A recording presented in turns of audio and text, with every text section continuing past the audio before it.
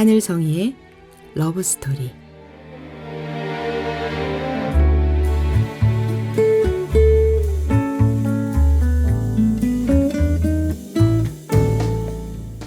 안녕하세요. 말씀과 찬양으로 사랑을 이야기하는 시간, 하늘성이의 러브스토리입니다. 저는 찬양하는 사람 하늘성입니다.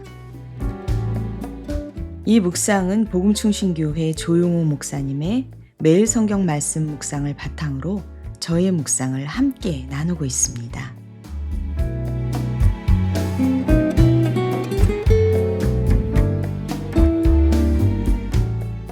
우리는 종종 사람은 과연 변할 수 있을까? 라는 질문을 하기도 합니다. 변하고 싶고 달라지고 싶고 이전과 다른 삶을 살고 싶지만 어느 순간 돌아보면 여전히 같은 자리에서 비슷한 모습으로 서 있는 자신을 발견합니다.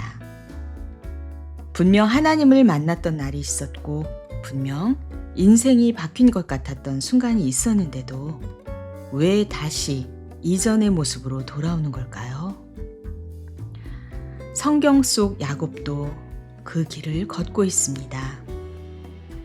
이스라엘이라는 이름을 받았지만 그는 지금 다시 야곱의 자리에 서 있습니다.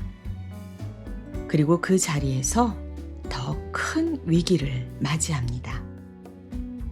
그런데 이상하게도 이 이야기는 절망으로 끝나지 않습니다. 오늘 말씀을 통해 변하지 않는 우리의 모습과 그보다 더 신실하신 하나님을 함께 바라보길 원합니다.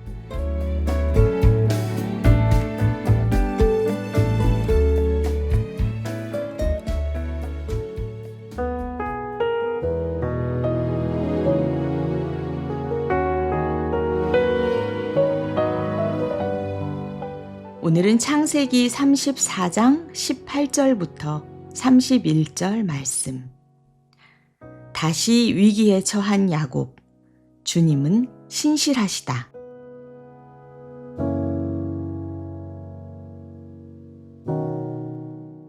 그들의 말을 하몰과 그의 아들 세겜이 좋게 여김으로 이 소년이 그 일 행하기를 지체하지 아니하였으니 그가 야곱의 딸을 사랑함이며 그는 그의 아버지 집에서 가장 존귀하였더라.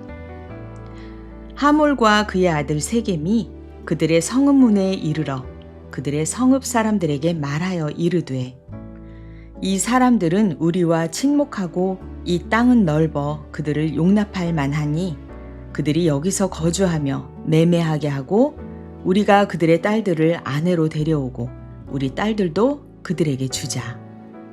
그러나 우리 중에 모든 남자가 그들이 할례를 받음같이 할례를 받아야 그 사람들이 우리와 함께 거주하여 한 민족 되기를 허락할 것이라.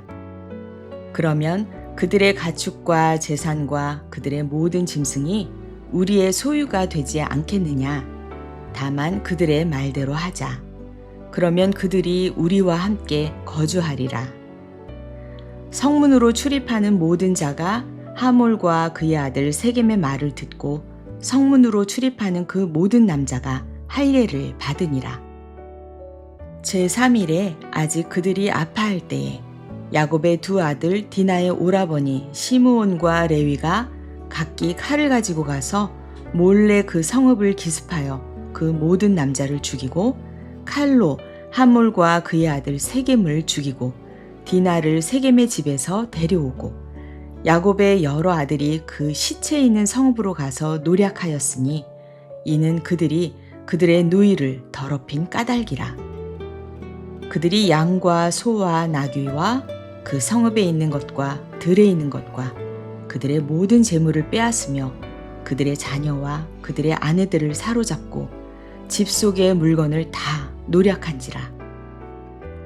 야곱이 시므온과 레위에게 이르되 너희가 내게 화를 끼쳐 나로 하여금 이 땅의 주민 곧 가나안 족속과 브리스 족속에게 악취를 내게 하였도다.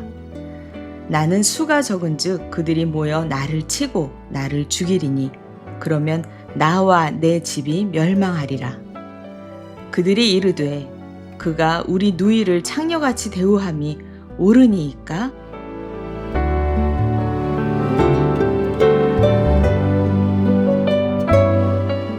오늘 말씀은 조용히 시작되지만 급격히 무너져 내립니다. 하몰과 세겜은 야곱의 제안을 받아들이고 성읍 사람들까지 설득합니다. 겉으로 보면 모든 것이 잘 풀리는 것처럼 보입니다. 그러나 그 안에는 탐욕이 섞여 있습니다. 그들의 재산이 우리의 것이 되지 않겠느냐?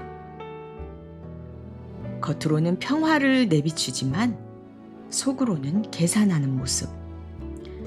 그리고 결국은 비극으로 이어집니다. 시므온과 레위가 칼을 들고 들어가서 성을 무너뜨립니다. 분노는 이해할 수 있지만 그 결과는 또 다른 파괴를 낳습니다. 그리고 그 한가운데서 야곱은 떨고 있습니다. 이제 나는 끝이다. 이제 우리는 무너진다. 이 장면은 단순한 사건이 아닙니다. 야곱의 상태를 그대로 보여줍니다. 그는 이스라엘이 되었지만 여전히 두려워하고 상황에 눌리고 흔들리고 있습니다. 그리고 무엇보다 이제는 도망칠 수도 없습니다. 절뚝거리는 야곱은 이전처럼 도망칠 수 없는 사람이 되었습니다. 이것이 은혜입니다. 이전에는 자기 방법으로 도망쳤고 자기 계책으로 문제를 풀었지만 이제는 그럴 수 없게 되었습니다. 더 약해지고 더 느려졌고 더 무력해졌습니다. 그런데 바로 그 자리에서 하나님의 일이 시작됩니다. 우리는 보통 강해져야 한다고 생각합니다.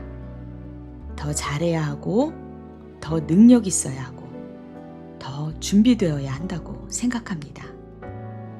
하지만 하나님은 다르게 일하십니다.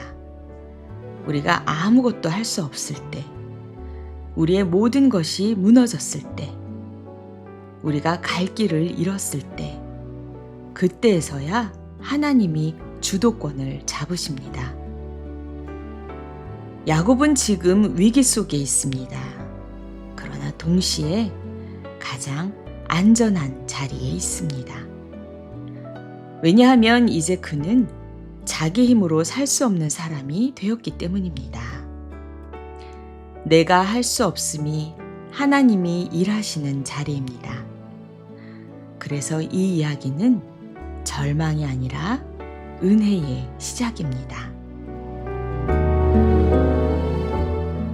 오늘 함께 나눌 찬양은 한웅재의 돌아가는 길입니다.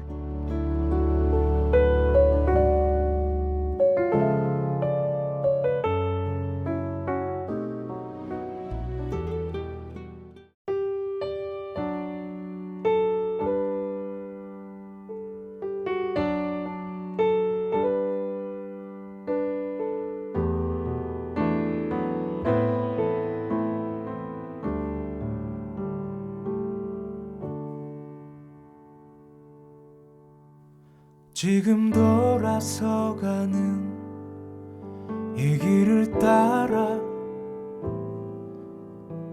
나는 그렇게 먼 길을 떠났었고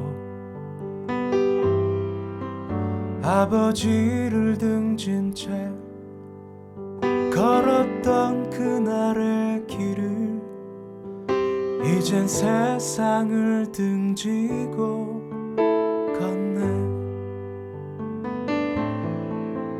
나로 충분할 거라 믿었던 시절에 나는 미끄러져가는 나를 구해낼 수 없었지.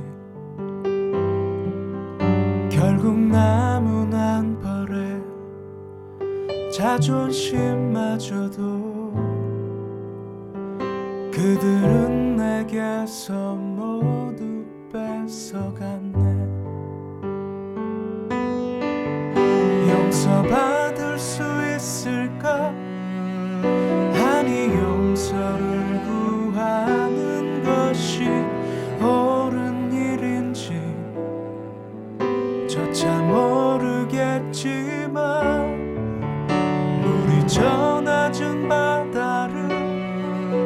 향해 흘러가듯이 나는 이제 내가 떠나온 나의 집으로 돌아간다.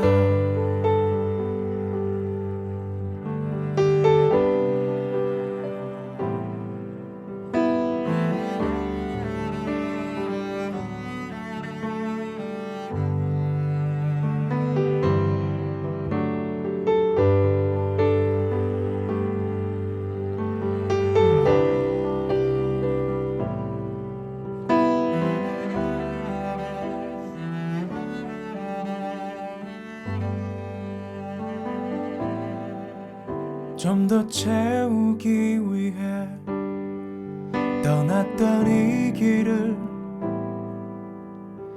이젠 그저 살기 위해 돌아가네. 거칠게 뒹굴던 길가의 나의 모습은 그 길의 먼지처럼 가벼웠지. 늘 버리려 했고 잊으려 애쓰던 고향에 불던 그 바람 여전할지. 그리운 나의 아버지 또 나의 친구들 저녁 들판에 땀방울 나의 형 용서받을 수 있을까? 아니 용서를 구하는 것이 옳은 일인지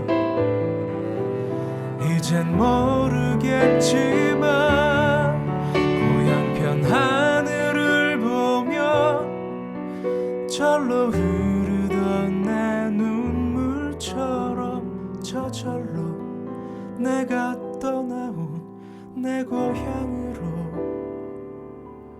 흘러간다.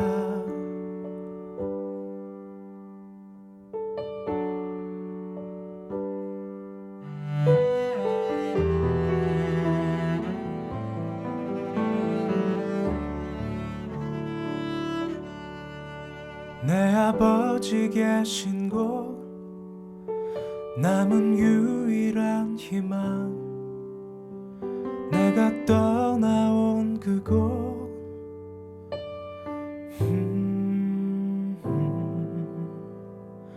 전덕을 넘어서면 아버지 집.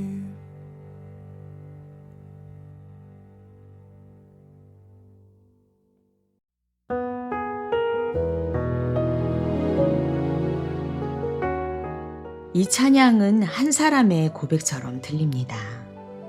멀리 떠났던 길, 돌아오지 못할 것 같았던 시간들. 그런데 결국 다시 돌아가고 있는 한 걸음. 나는 이제 내가 떠나온 나의 집으로 돌아간다. 마치 야곱의 모습과 닮아 있습니다. 우리는 하나님을 떠나지 않았다고 생각하지만 어느 순간 하나님에게서 멀리 떨어져 있는 자신을 발견하기도 합니다. 그리고 돌아가고 싶지만 쉽게 발걸음이 떨어지지 않습니다. 그런데 놀라운 것은 하나님은 우리가 완전히 돌아온 다음에 사랑하시는 것이 아니라 돌아오는 그 길 위에서 이미 우리를 맞이하고 계신다는 사실입니다. 돌아가는 길은 이미 은혜 안에 있는 길입니다.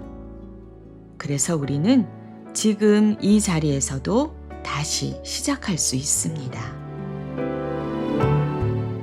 사랑하는 여러분, 혹시 지금 위기의 한가운데 계십니까? 상황이 꼬여버린 것 같고 앞도 보이지 않고 그렇다고 뒤로 돌아갈 수도 없는 자리. 그렇다면 오늘 말씀을 기억하시길 바랍니다.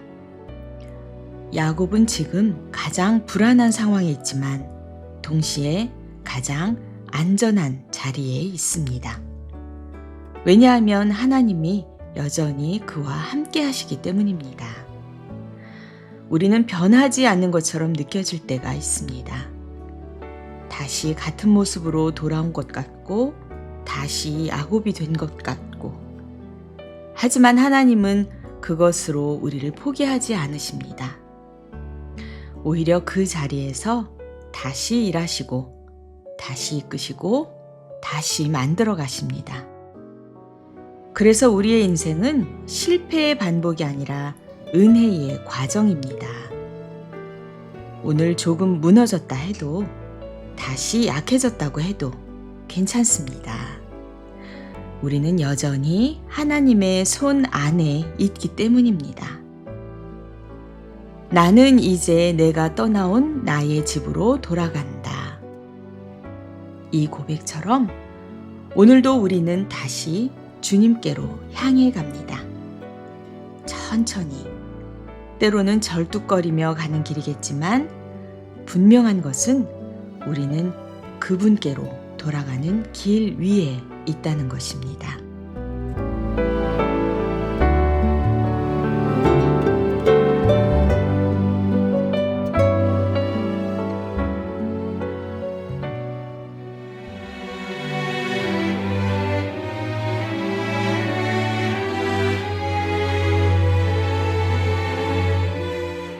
지금까지 하늘성이의 러브스토리, 저는 하늘성이었습니다. 다음 시간에 또 뵐게요. 여러분 모두 평안하세요.